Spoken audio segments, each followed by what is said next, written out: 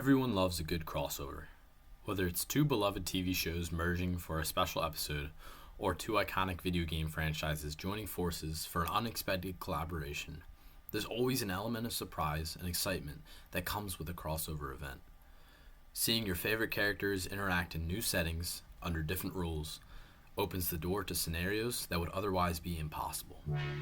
Take Mario and Rabbids, for example. Who could have predicted that Nintendo's iconic plumber would team up with Ubisoft's chaotic cartoon Rabbids? It's the kind of wild, unexpected fusion that makes crossovers so fascinating. I remember one of my favorite Adventure Time episodes was the one where Finn and Jake were placed in a Minecraft world. One of the best parts of these mashups is seeing familiar characters thrown into unfamiliar worlds, leading to interactions you never expect. Without crossovers, we wouldn't have moments like Stewie, Brian, and Bart teaming up over prank calls.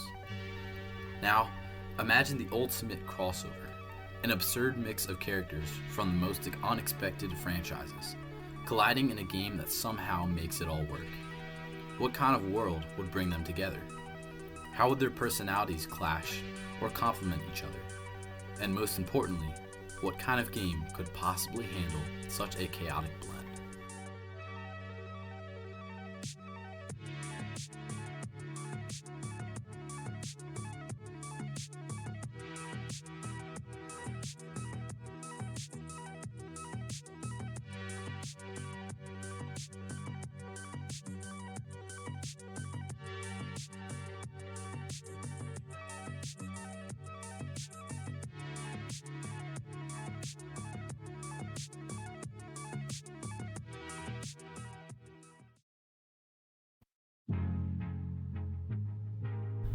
Since the very early ages of video games, immersion was one of the most important aspects of creating an addictive and entertaining experience for families to enjoy.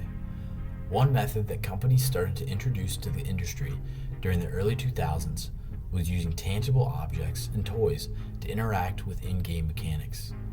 Take the Nintendo e-reader, for example, which used physical trading cards and an attachable Game Boy swiper that enhanced a player's gaming experience. Sounds pretty similar to a popular toy-based mechanic Nintendo still uses to this day. This part of the gaming industry became known as Toys to Life. The first game credited with pioneering the Toys to Life genre was UB Funkies, a 2007 PC title that laid the foundation for what would become a gaming phenomenon. It introduced all the key elements that would define the genre. Players used a USB hub as a portal to bring physical figures into the digital world, unlocking new characters and areas by collecting and placing figures on the device. This simple yet highly profitable concept would soon evolve into one of the most infamous video game franchises of all time, Skylanders. What began as Spyro the Dragon spin-off quickly exploded into a global sensation. When Skylanders launched in 2011, its starter pack sold nearly 3 times more than Activision had anticipated. The following year, its sequel, Skylander Giants, raked in over $195 million in US alone. It was clear that the Toys to Life genre had a massive financial potential, and other companies were quick to take notice. The massive success of Skylanders inevitably led to the publishers to jump into the Toys to Life market, and it wasn't long before serious competition emerged. The first major challenger, as expected, was Disney Infinity, a game that took the core concept of Toys to Life and infused it with a roster of some of the most recognizable and beloved characters in entertainment history. Launching in 2013, the first Disney Infinity game featured an impressive lineup of Disney and Pixar icons, each tied to various character packs, map extensions, and ability tokens. Over the next few years, Disney Infinity 2.0 and 3.0 expanded the game's reach, bringing in a vast collection of Marvel and Star Wars characters, each accompanied by their own extensive assortment of additional packs and tokens required to unlock the full experience. But if there was one company capable of rivaling Disney in both brand recognition and toy industry dominance, it was LEGO. One of its biggest advantages was the inherent value of its physical toys. Unlike its competitors, LEGO Dimensions offered buildable figures and vehicles, allowing players to enjoy them both in-game and as tangible LEGO sets. In 2015, LEGO and Traveler Tales games took an unprecedented leap into the world of interactive entertainment with the release of LEGO Dimensions, a video game that sought to combine the appeal of its iconic physical toy sets with the immersive nature of digital gaming. At its core, LEGO Dimension was a cross-platform toys-to-life game, blending various intellectual properties from the realms of film, television, and retro video games. Developed by TT Games, the same studio responsible for the success of LEGO Star Wars and LEGO Harry Potter, LEGO Dimensions was an ambitious project that not only aimed to revolutionize the genre, but also offered an expansive experience through the use of physical toys and in-game content. Despite its initial success, the game's brief lifespan, licensing issues, and eventual discontinuation have made it increasingly difficult to access today, leaving its legacy as an intriguing chapter in the history of both LEGO and video games. Beyond its physical appeal, LEGO Dimension boasts an astonishing range of licensed franchises. It pulled from movies, TV shows, and even video games, bringing together an electric mix of fan-favorite characters, many of whom never received full LEGO sets before. For example, Sonic the Hedgehog and Shell from Portal are both featured in this game, despite the unlikelihood of them ever getting standalone LEGO sets. For many fans, LEGO Dimensions was the only way to see these iconic characters represented in LEGO form, making it a unique and highly sought-out entry to the toys-to-life genre. In LEGO Dimensions, the story revolves around an interdimensional villain named Lord Vortek, who seeks to dominate the LEGO multiverse by harnessing the power of the foundational elements, powerful artifacts from different LEGO worlds that hold reality together.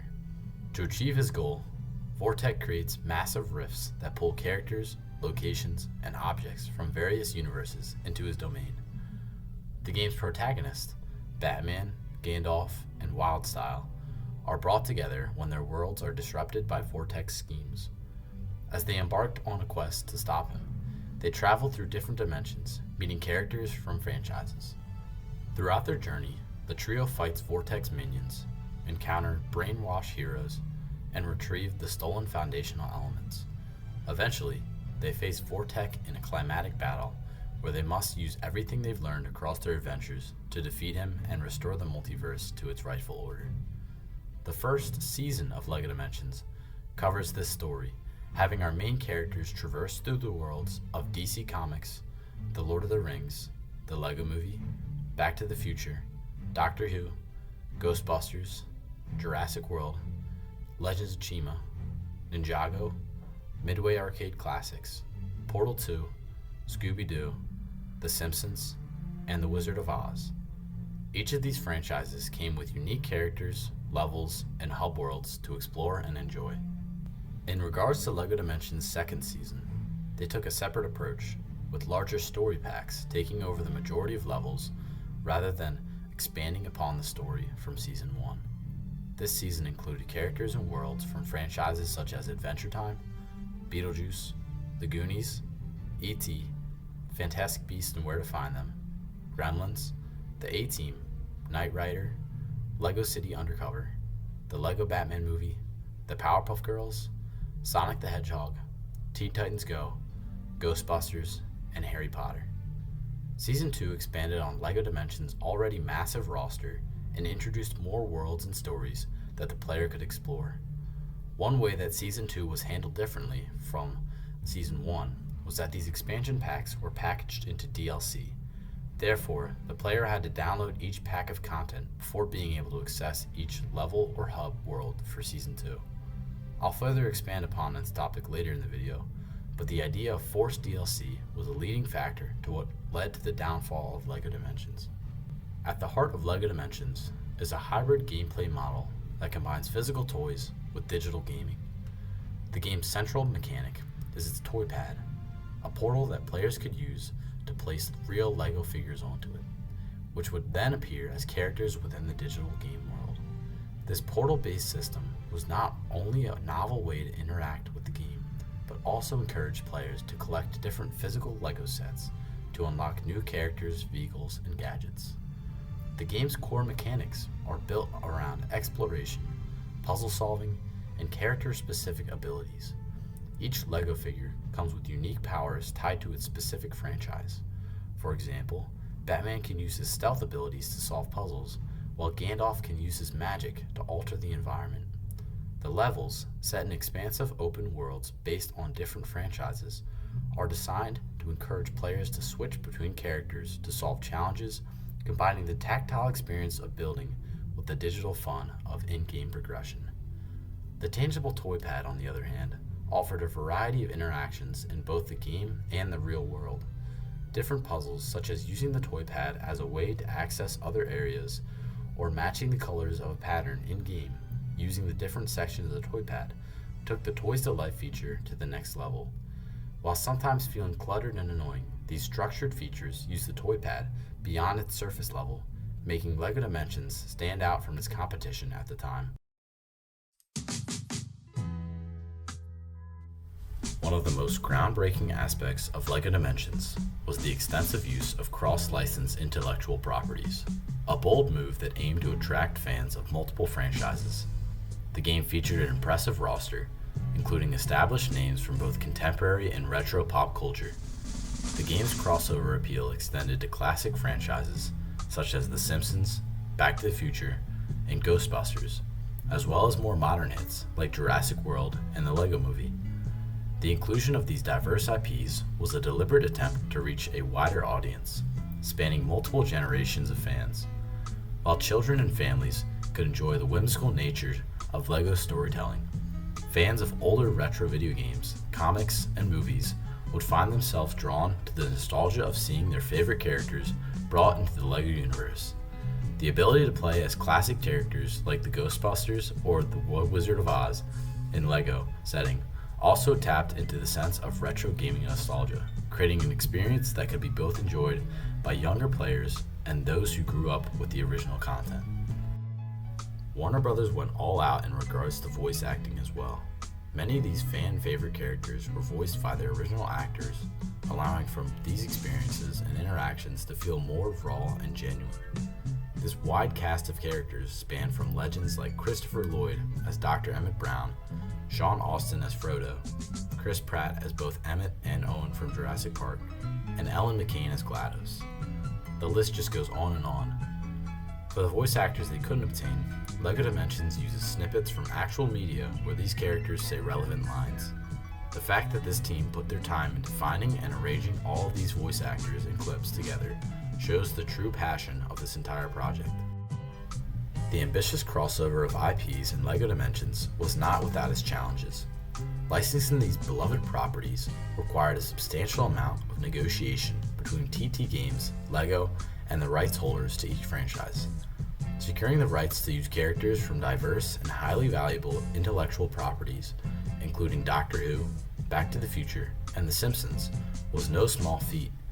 These licensing agreements required careful coordination and strategic partnerships, as each franchise owner had its own set of rules, requirements, and expectations for how their characters could be portrayed in the game.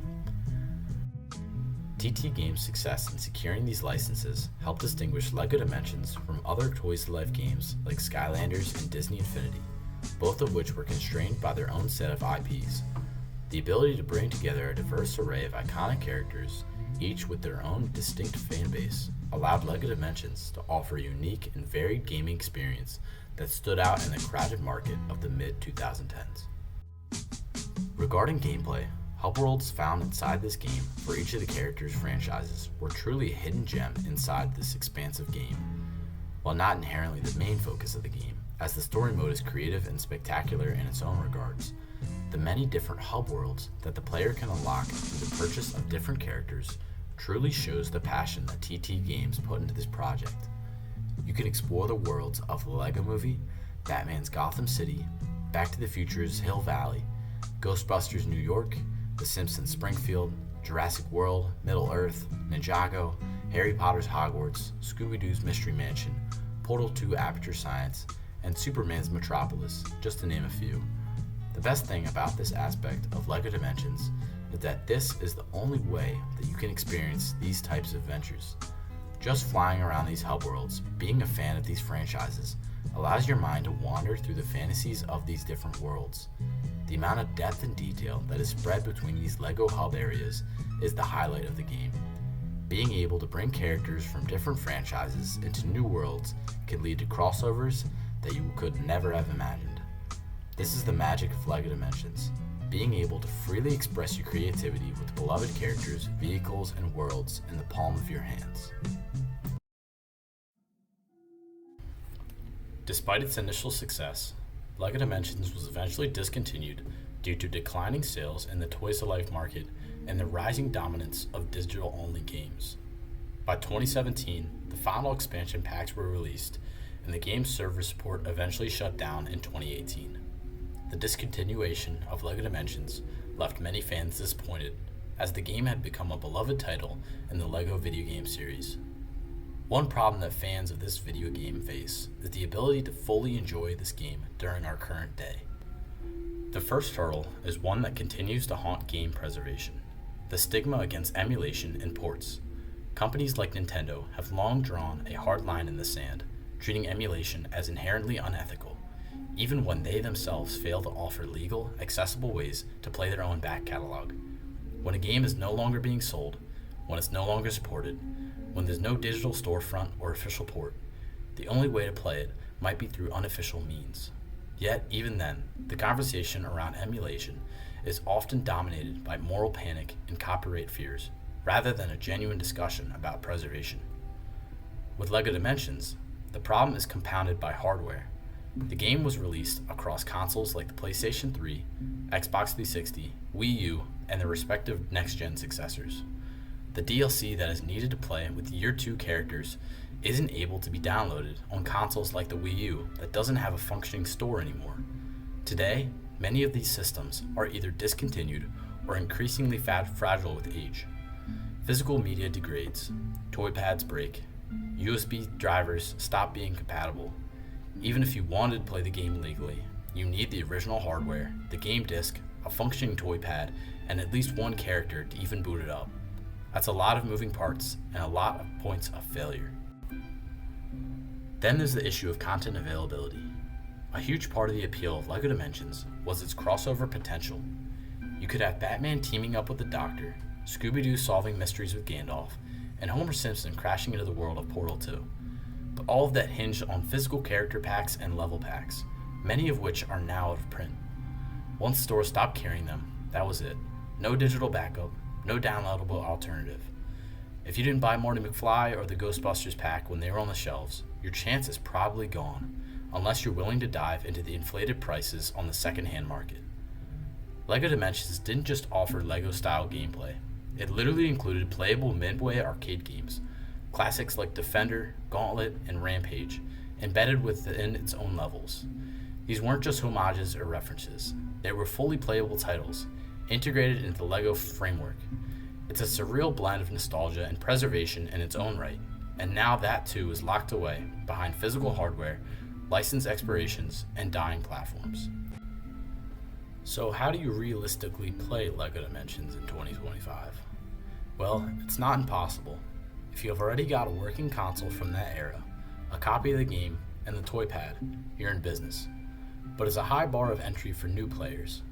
Emulation projects for LEGO Dimensions do exist, slowly and quietly progressing in corners of the internet. Some fans are working on ways to preserve the game without needing every physical toy present. But these efforts are unofficial and always at risk of being shut down. Ultimately, LEGO Dimensions is a prime example of what happens when a game preservation is left entirely to corporations with no incentive to keep it alive. A beloved, innovative title is slowly fading away, not because it was forgotten, but because there's no realistic way to keep it in circulation. This is due to three key reasons. For one, as I previously discussed, both the hardware and software limitations make this game inaccessible, as the physical pieces, along with the unobtainable downloadable content, make the game impossible to play. Secondly, in order to have this game be supported and re-established, All of the IP licensing and copyright rules would have to be reinstated, which would take massive efforts from LEGO and Warner Bros. Entertainment. Finally, the market for this game is just not like it was back in 2017. The Toys to Life genre was short-lived, and reselling this game wouldn't get the sales needed to fund these IPs and toys. As a fan of LEGO video games, there are plenty more games out there that can serve as a better alternative of this game. This issue goes far beyond LEGO Dimensions. Across the industry, we're watching games vanish, not because they weren't beloved, but because the infrastructure that kept them alive no longer exists. Online-only titles are particularly vulnerable. Once servers are shut down, entire games become unplayable, regardless of whether someone still owns the copy. Even single-player experiences aren't safe. If a game requires online authentication, day one patches, or digital storefront that doesn't exist, it risks becoming a broken shell of what it once was. Consoles age out of relevance, physical media deteriorates, and re-releases are far from guaranteed. Some games will only ever release digitally, meaning once the storefront is closed, like the Wii Shop channel or the PS3 store, they're gone for good. We don't treat books or films this way. There's a cultural effort to preserve these mediums, but with video games, we're still struggling to recognize them as worthy of the same care. And without a serious shift in how we view preservation, we're at risk of losing entire chapters of gaming history forever. And that's the tragedy. Game preservation shouldn't be a rebellious act. It should be standard practice, because if we're not careful, entire generations of games, LEGO Dimensions among them, will vanish, remembered only through Let's Plays and nostalgia.